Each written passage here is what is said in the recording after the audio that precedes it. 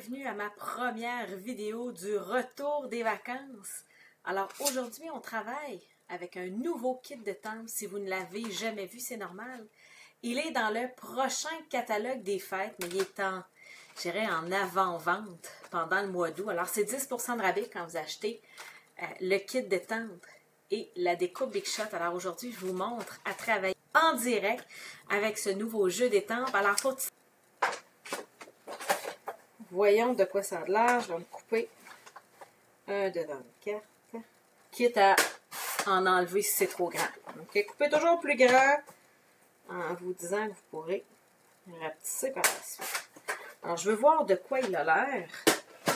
Une fois coupé. Alors, la première chose que je peux vous dire déjà en le regardant, ça va vous prendre. Oui, c'est sûr, la Big Shot, hein? On se fera pas grand secret. Mais ce sont plein de petits détails, de mini-étoiles. Alors, et oui, déjà Noël, Claire! En fait, j'ai commencé mes cartes de Noël début juin. Alors, si vous allez voir dans mes vidéos précédentes, vous allez voir que j'ai commencé en juin. Alors, j'y vais avec ma plateforme de base, avec la petite extension où il y a le dessin des découpes de métal. Et ça va me prendre mon embase de précision. L'embase de précision, je vous le rappelle, c'est quand vous avez de la dentelle à couper. Alors, il n'y a pas plus petit trou de dentelle que ces petites étoiles-là. Alors, c'est pour ça que je les mets ici. Je vais mettre ma feuille. Et là, je sors un paquet de mini post-it. Parce que je veux pas un ciel croche. Mais en fait, il pourrait être croche finalement, là, ça paraîtrait pas du tout. Mais bon, des fois, il y a des images qu'on ne veut pas avoir croche. Alors, ne serait-ce que pour vous montrer la technique, j'avoue qu'ici, ça se couperait de même, ça sera pas bien grave, c'est du ciel. Mais bon, ne serait-ce que pour vous montrer la technique, regardez, vous prenez un post-it.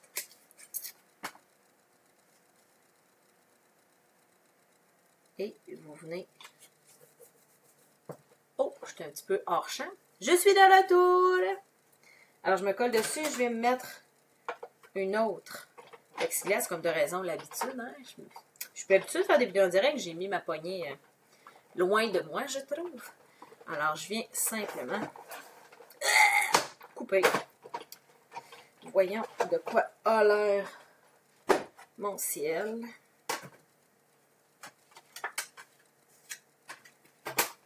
Je récupère mes morceaux. Est-ce que j'ai encore ma boîte? Hey, pareil que je reviens de vacances, j'étais même plus sûre que j'avais encore ma boîte avec ma brosse à poinçon. Alors oui, hein, tu sais, comme quoi les choses ne bougent pas toutes seules. C'était encore à sa place. Alors, c'est une boîte à chaussures dans laquelle j'ai mis ma brosse à poinçon ici. Et ça vient avec le petit tapis. Alors, ça arrive ensemble. Je pense qu'il arrive même deux petits tapis comme ça. Et vous venez brosser. Ça vient pousser tous les petits morceaux en dehors de leur trou. Parce que sinon, vous allez devoir les enlever un après l'autre avec une petite aiguille. Alors, avec la brosse à poinçon, c'est juste plus rapide. Okay? Tout simplement. Sinon, vous allez être capable de le faire.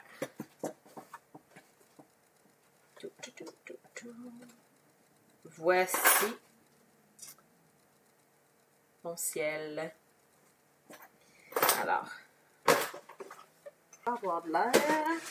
Premier truc, quand vous travaillez avec du papier à paillettes,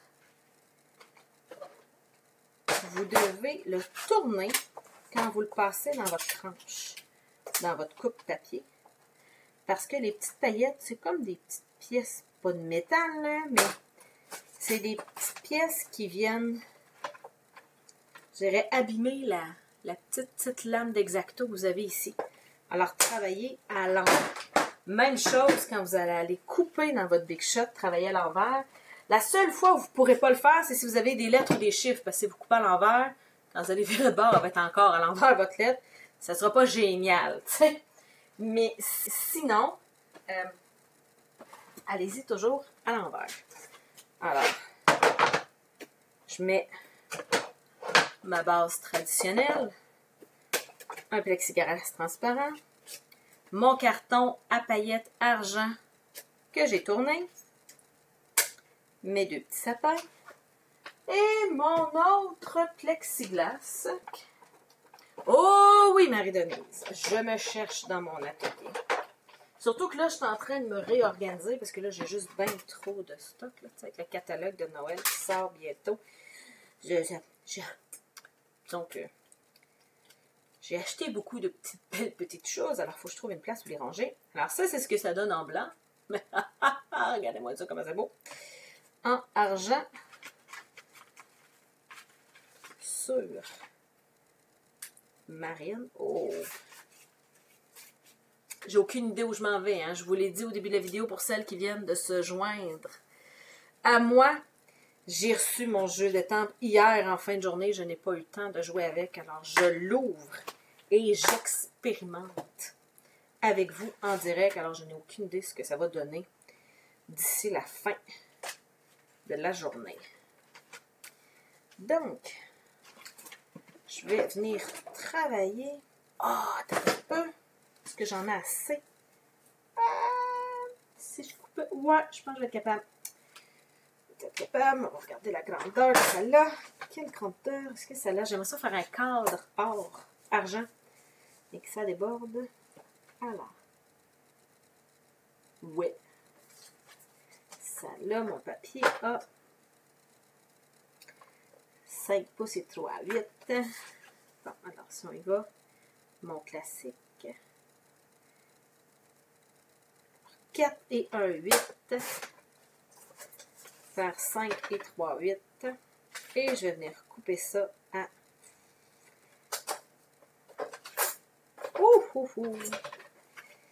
5 écarts par 4. Si c'est trop grand, je viendrai en enlever un petit peu.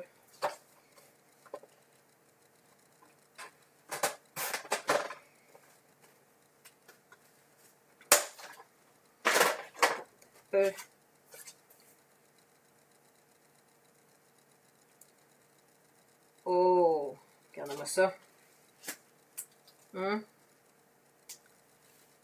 Oh, que ça commence. Ça commence à aller à quelque part, je pense. Je pense qu'on s'en vient. Oui, merci. Mon autre sapin que j'ai failli perdre. Et Dieu sait que ça m'arrive plus d'une fois. J'aime le petit cerf. On va l'étamper et le découper. Si tu as trouvé une retaille, je ne prendrai pas une grande feuille blanche pour étamper ce petit cerf-là. Alors, je vous rappelle, jeu d'étampe neuf. Il faut nettoyer vos étampes avant de les utiliser pour enlever l'anti-adhésif qu'il y avait quand il était fabriqué. Celles qui ont manqué l'explication, je l'ai donnée au début de la vidéo. Alors, vous pourrez, une fois que j'aurai fini le direct, revoir la vidéo puis revoir mes petites idées. Alors, je me suis lavée dans mon Stampin' Scrub, Stampin' Mist tout simplement. Donc, un petit cerf. Donc, ma découpe de petits cerfs ici. Et là, vu que j'ai étampé mon image, je vais venir prendre ma plateforme magnétique. Alors, plateforme magnétique, ce que ça permet de faire, mes planches transparentes sont demandées devant la caméra. 1, 2. Donc, vous avez plateforme magnétique. Alors, Jennifer me demande comment acheter le kit. Tu vas sur mon site web, carterieartisanale.com, et il y a un petit bouton qui s'appelle « Contact ». Tu m'envoies un petit courriel et tu dis « Nancy, je veux le kit de Noël que tu viens de montrer en vidéo et je vais t'envoyer, je dirais, les images officielles et puis toutes les informations. Ça va être livré partout chez vous. Stampin' Up livre partout au Canada. Et si tu es en France, il faudra te trouver une démonstratrice en France. Mais si tu es au Canada, c'est livré directement chez vous. Alors, j'ai décidé d'y aller avec Doux Suède. Alors, je suis comme la madame Tupperware du scrapbooking. Je vends du matériel de scrapbooking par catalogue. Alors, il suffit simplement de me contacter pour pouvoir y avoir accès. Ça semble aller super bien. Donc, Regardez-moi ça, ce petit cerf-là. Il me semble qu'on est bien parti, hein? J'avais sorti. Oh, que je m'aime. Regardez le beau ruban. Il est comme tout déjà plissé, fripé. Je me cherchais du carton vélin. Je pense que ça va comme venir créer une grosse lune ici. Je sais qu'il y en a une là. Mais si je venais me mettre un cercle en vélin, ça viendrait ajouter de la texture à ma carte. Est-ce que j'ai un cercle assez grand avec la couture? Je l'aime-tu? Je le sais, je le prends tout le temps. Ce kit de déco. Oh, regardez, ça commence. J'avais dessiné de quoi de similaire ici. J'avais marqué gros vœu, mais là, au lieu d'être un gros vœu, ça va être un petit sapin. Là. Ah, regardez, j'avais des petits sapins sur un rond ici. Un millimélo de 2 projets que je m'étais dessiné. OK? Est-ce que ça, c'est assez grand? Ah, c'est même trop grand. Si je mets ça comme ça. Non, ce ne sera pas trop grand. Ça va couper. Ouah, c'est parfait. C'est ce que je veux. En fait, c'est ce que mon cerveau pense qu'il veut. OK? Parce que entre ce que mon cerveau pense qu'il veut, puis le résultat final, il y a quelquefois des accrochages. OK? Comme quoi, tu sais, un projet, là, ça ne naît pas dans mon cerveau de même. Quand je commence à bricoler, je ne sais pas où je m'en vais. J'ai souvent des sketchs de dessiner, des combos de couleurs trouvés. Tu sais, je suis partie de mon papier à motif. Puis, tu sais, j'avais sorti les couleurs de carton plus du marine, parce que, bon, mois de Noël, c'est un ciel étoilé dans ma tête, là. Alors, mais c'est tout. Après ça, je tricote autour. Donc, ça se fait sur la plateforme régulière, une plateforme magnétique et une plateforme de précision.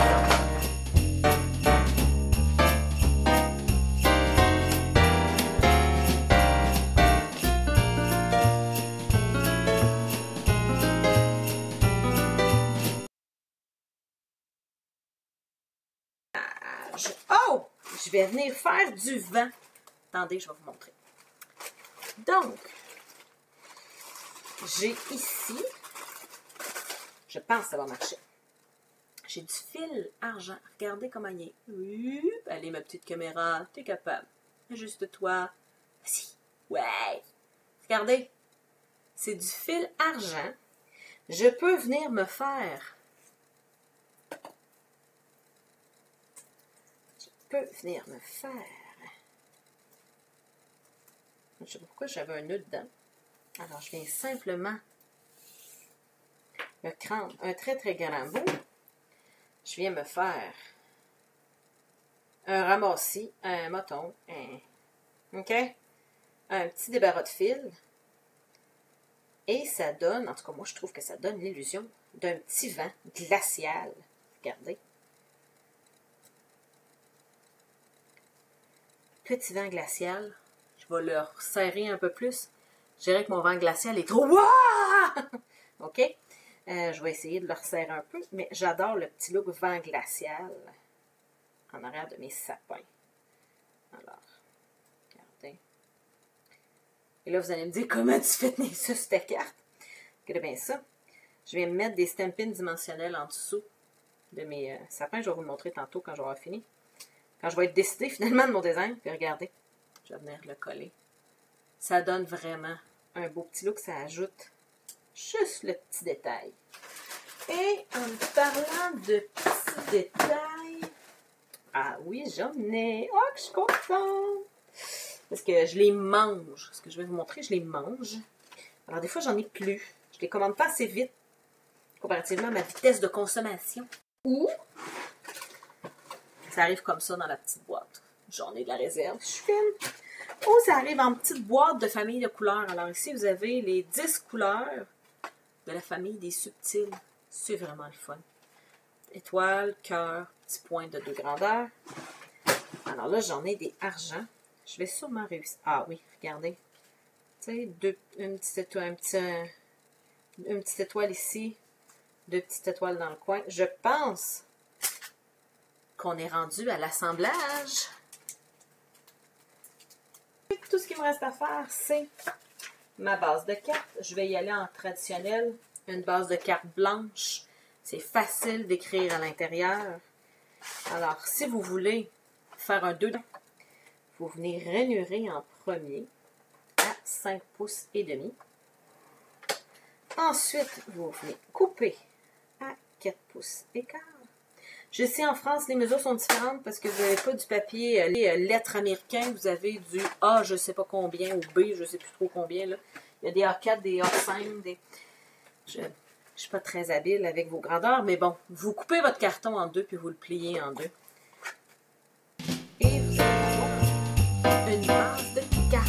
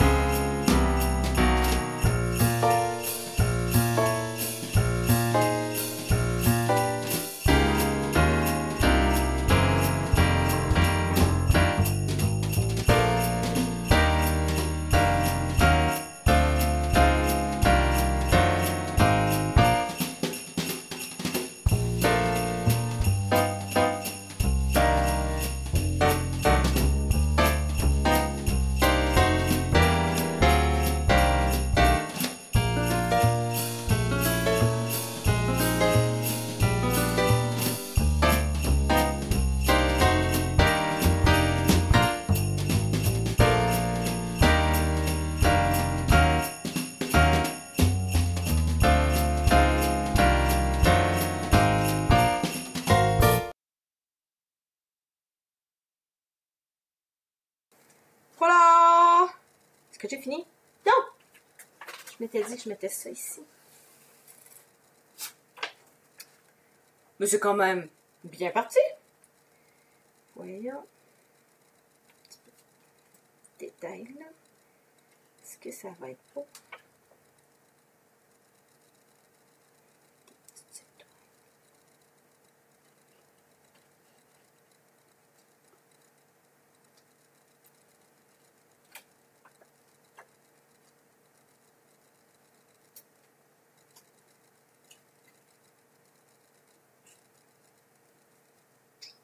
Pas sûre de mon étoile. Je trouve qu'elle est trop grosse. Elle compétition avec mes autres étoiles. On va y aller avec une plus petite. Un petit fil de ménage. Il est trop loin. Ah! Je pense que j'aime ça. Ouais. Regardez. Je pense qu'on a trouvé un projet qui avait du brillant. Qui n'aime pas les brillants de Noël? Regardez, il y a du brillant tout le tour. Parce que j'ai coupé mon carton juste un petit peu plus petit. On en voit à travers ma lune et mes étoiles. J'ai pris la même couleur pour venir faire mes petits sapins.